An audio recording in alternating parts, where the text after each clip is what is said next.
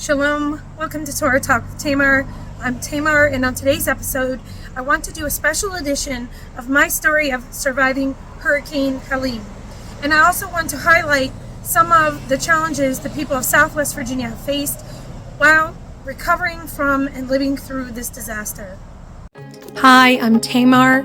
I'm a scholar of the Hebrew Bible, a writer, and a homeschooling, homesteading, home birthing, Torah-keeping, widowed mother of 7.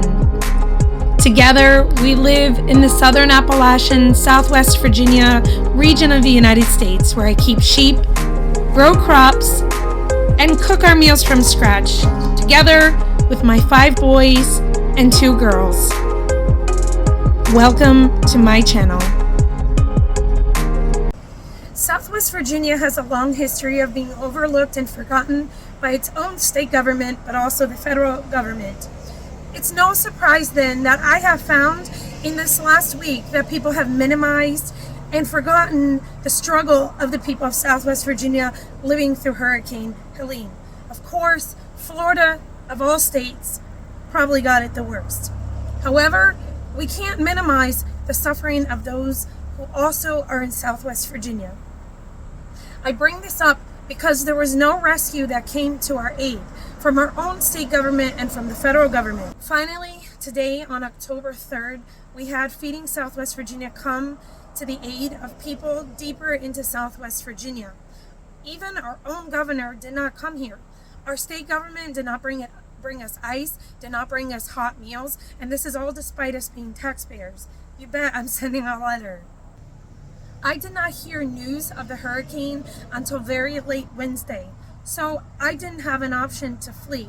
By Thursday morning, I saw in the news that Virginia had declared a state of emergency, and I started to believe that the Hurricane Helene was really coming. About 7 in the morning on Thursday, and I don't even remember what that date was because my mind is still recuperating from being totally disrupted in my daily routine. But about 7 in the morning, I heard the wind howling. I ran outside to secure as many things as I could and put them against the walls and in sheds. The winds at that point were blowing roughly about 40 miles per hour, and I was hoping I wasn't going to be hit in the head. My chickens had taken shelter in their coop. My dogs were inside safely. My cats were in a cat facility that I have with a shut door that they could go in.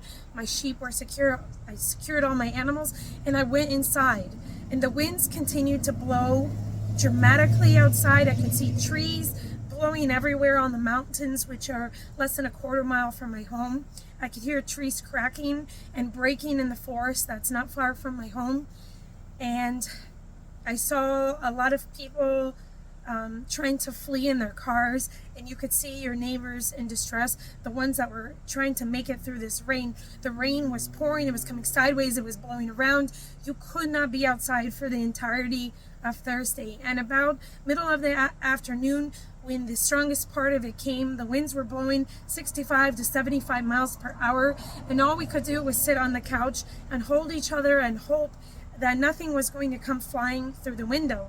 Even though they had projected the eye of the storm to be about 40 miles far from us in East Tennessee, you can't always predict nature. It can take a turn at any time.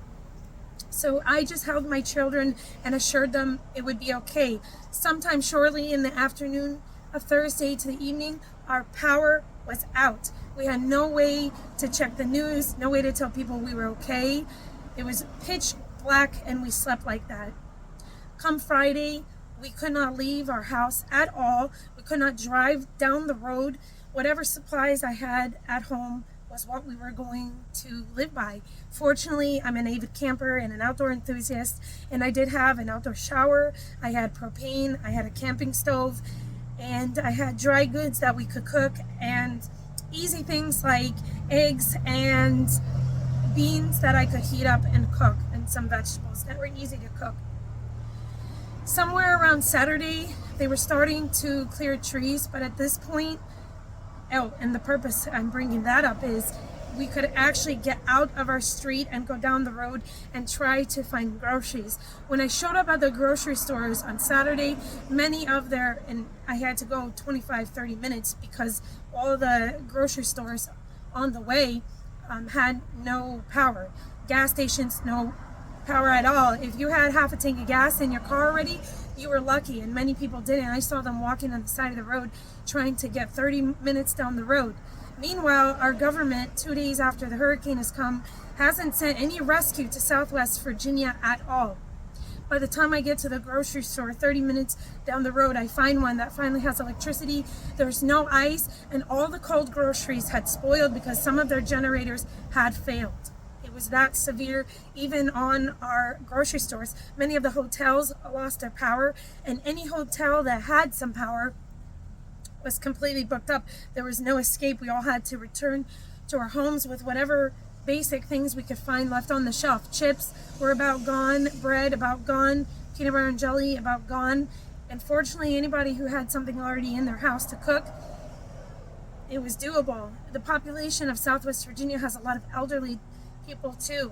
Nobody came to the rescue to make sure they had hot meals. By this time, we're struggling to have hot showers on Saturday.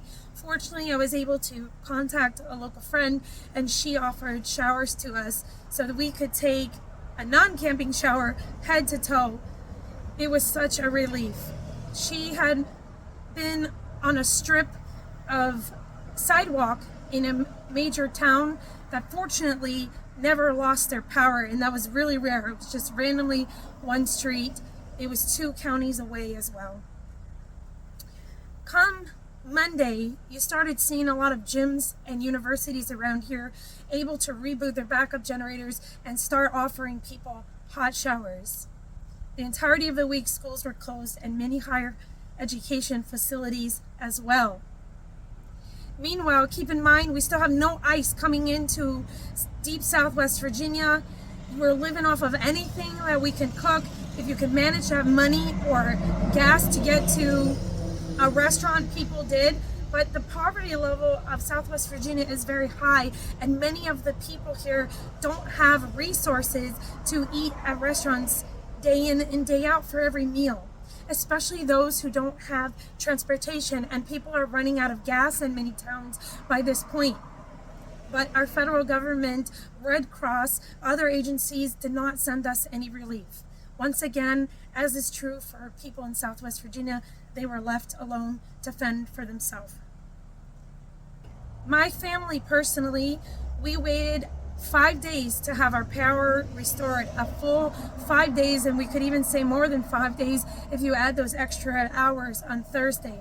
First thing I did when that power came on was take a long, hot shower. Sure, I have survival skills, but my house is not built to be off-grid, and it's not built with wood-burning stoves. We are glad to have our power back, but even still, this whole area is recovering. Many of us are still in shock from the fear and the confusion and the lack of rescue that's come here. Our nerves have been shot. Many of us still don't have access to regular commodities in stores and ice as well, for those who are still here in Southwest Virginia without power.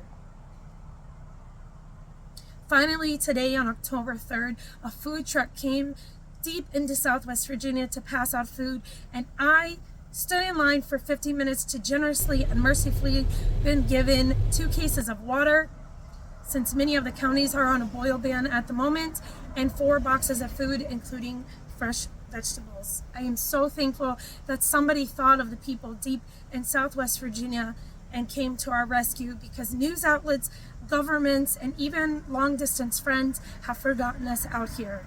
Please, if you can give to the people of Southwest Virginia in their time of need, please do so.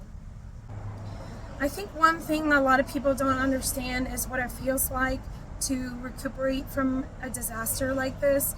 It's not just the physical damage that is done to your property, but it's the complete upheaval of your daily routine and finding resources. When you have a routine and you're relying on stores and your work schedule and a school schedule, and that is completely turned upside down, you feel like you don't really know what direction you're going.